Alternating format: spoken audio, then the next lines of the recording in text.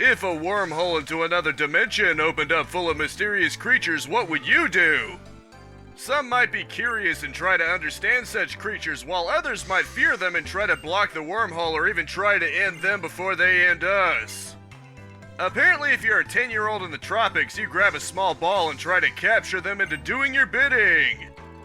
That's right, it's time to put on your sunscreen and get ready to hang 10 as I review Pokemon Ultra Moon for the Nintendo 3DS.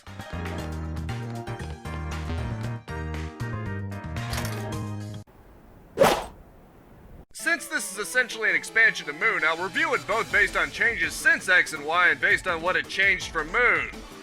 The game actually has some significant changes from the previous generation of games, due in part to the island system. The most immediate difference is the way it controls. Even X and Y used a fairly old-school grid system, while Moon and Sun switched to a more freely moving system. While you obviously still have obstacles and other things to keep you in place, it offers a far more smoother feeling of movement, and I'd say is very much an improvement overall. Another significant change is that HMs have been removed and replaced with special Pokemon that are on speed dial.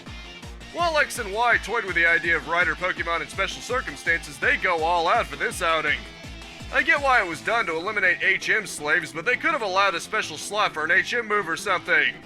It's almost a shame that it ends the meme of a tiny bird somehow carrying you across the region, since Charizard now fits that bill. At least they kept it in line with a classic sprite by making your surf replacement Pokemon Lapras. Riding on a charging Tauros is also pretty exciting, all things considered. Of course, arguably the biggest change is that this game lacks gym battles.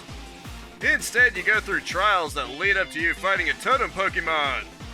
A totem Pokemon is basically a Pokemon that's much bigger than normal and tends to come with a big boost in stats. It can also call upon ally Pokemon. Totem Lurantis was especially devastating since its ally Pokemon would do Sunny Day and get it a turn 1 Solar Beam, which could completely devastate your team. That's not to say the others are any joke either, especially the Totem Mimikyu. These two definitely stand apart. Of course, if you wanted a more traditional type of gym leader, the captain in each area does fight you with a team afterwards. The Elite Four is likewise retained, including the champion you have to overcome. One kind of neat thing is that there's a collectible called Totem Stickers scattered throughout the region. They're found on buildings and the like, and getting enough of them will get you a Totem Pokemon. However, they don't have the stat-boosting aura or the ability to call in allies. It's more or less a giant version of the regular Pokemon. Height and weight are different though, and that has an effect on certain moves. If nothing else, it's pretty cool being able to get a giant version of these Pokemon, even if you don't get the most of the gameplay changing benefit.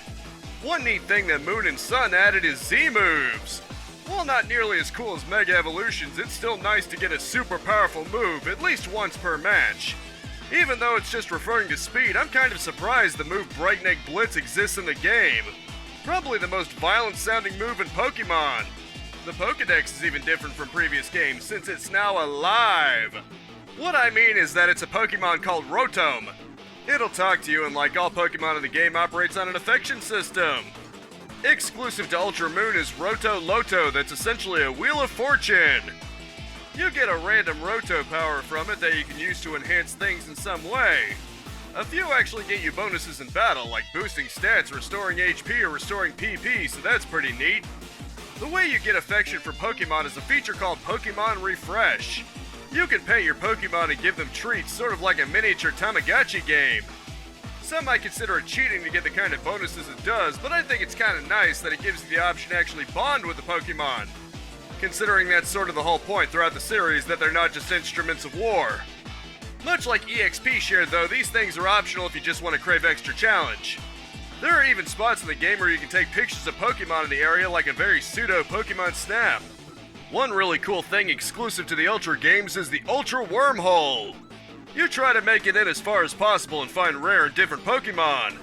The various dimensions are obviously only one room in size. This isn't some massive multiverse game after all. Still, what's there is nice to see. It even factors into the main story with Necrozma.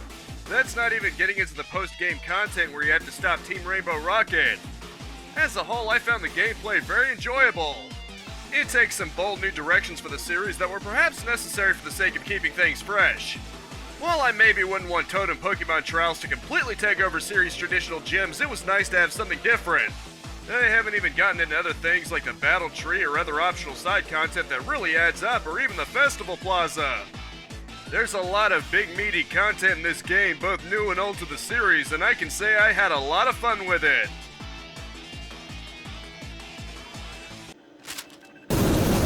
The plot of the game is mostly the same from the base Moon and Sun from what I can tell, with the addition of expanding upon the Ultra Wormholes.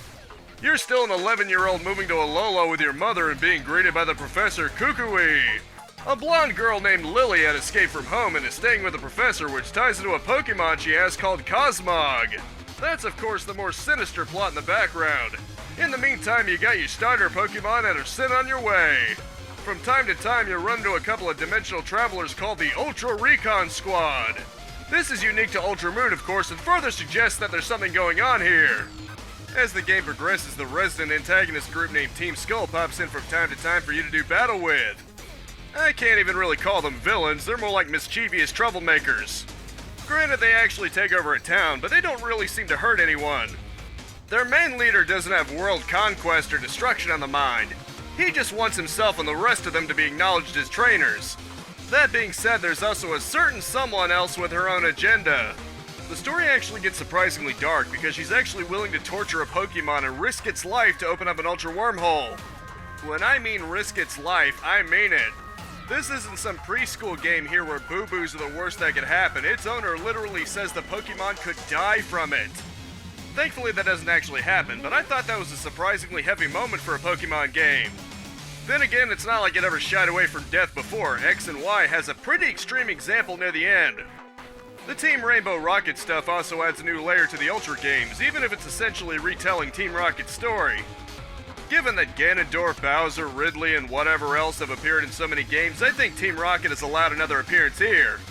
They're in many ways the most intimidating of the series' villains since they're like the Mafia and don't care if they have to kill. To avoid going deep into spoilers, I'll end things here. Just know that the plot gets very interesting in my opinion with the Pokemon experiments and the risks it brings. Necrozma, that had a relatively small role in Sun and Moon, now becomes a massive threat in Ultra Moon. It can even merge itself with the titular legendary of Sun and Moon respectively. All around, the plot is a very nice story about an island community wanting to build itself up and be recognized in the Pokemon leagues while at the same time having all this going on in the background. It even has a sort of family drama for what it's worth, with a daughter, son, and mother all at ends with each other.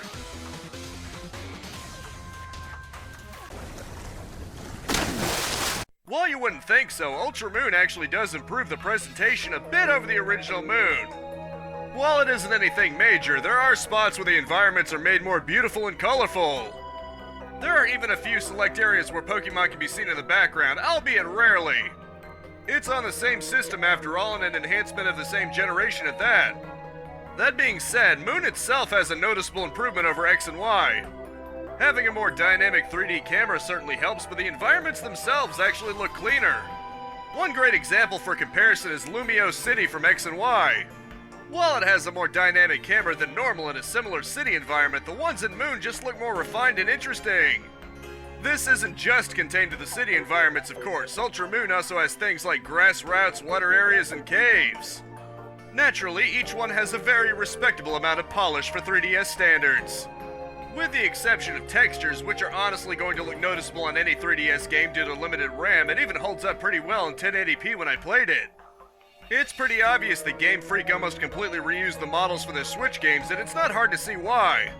The amount of polygons is pretty impressive for the little handheld from over 11 years ago.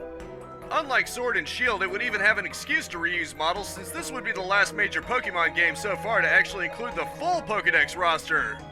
All 807 Pokemon are present and each one has its own unique model, texture, and animation.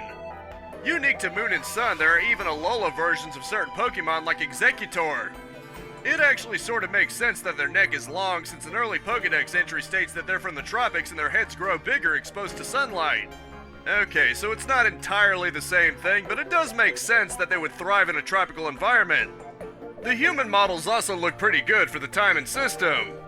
It tends to rely on textures to convey facial expressions, especially mouth movements, but it fits due to the very anime style.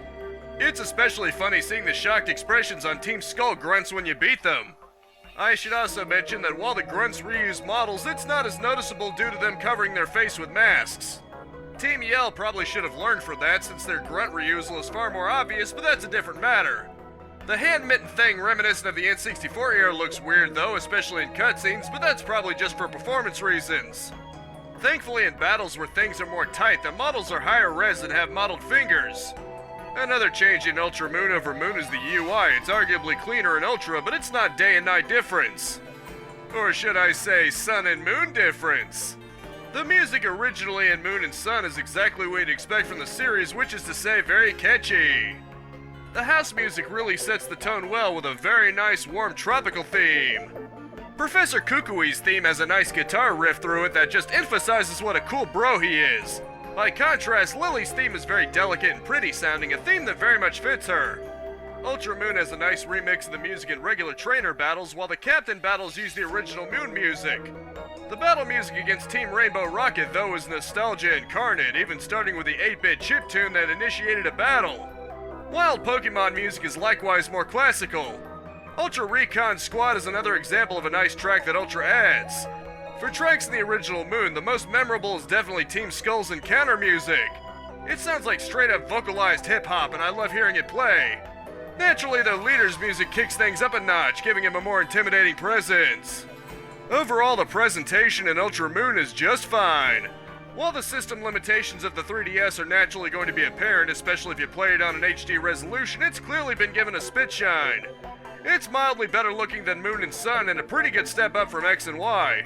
You can tell they were getting more comfortable with smooth 3D environments that feel more dynamic than the more rigid style Pokemon games were up to this point due to having 2D roots.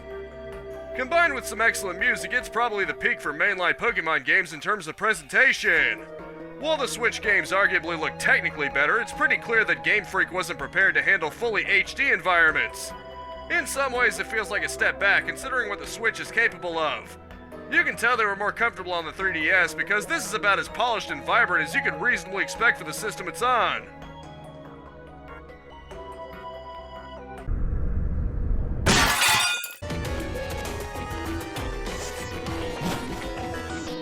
While the Ultra variants of the games aren't too aggressive about the things they add enough that if you haven't played Moon or Sun, I can recommend them.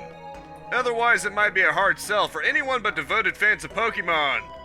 At least the story of Moon and Sun in and of itself still shines through, as does the improvements and other such things. It was certainly different discarding gym battles for a time and being the one to do away with 8 gyms, but I had fun with it overall. With a full Pokedex and other things like optional EXP share, you might say it was the end of an era. This has been my review of Pokemon Ultra Moon for the Nintendo 3DS. I've got a live stream Thursday at 4:30 p.m., news video next Friday at 6 p.m., and Let's Plays at 10 a.m. and 2 p.m. daily. That's all Eastern Standard Time, of course, but feel free to subscribe and Z-move that bell icon if you want to keep notified. A like and a comment always help, and I just hope you genuinely enjoyed yourself. Thank you so much for tuning in with me. This week's Epic Freebie until next Thursday is a 2-for-1 special. You've got Jotun Valhalla Edition, a hand-drawn exploration game, and Prey, a first-person shooter in space. In both cases, they were already made free before, but here's another chance. Capitalize on life, peace out, have a good one, and have a nice and pleasant day.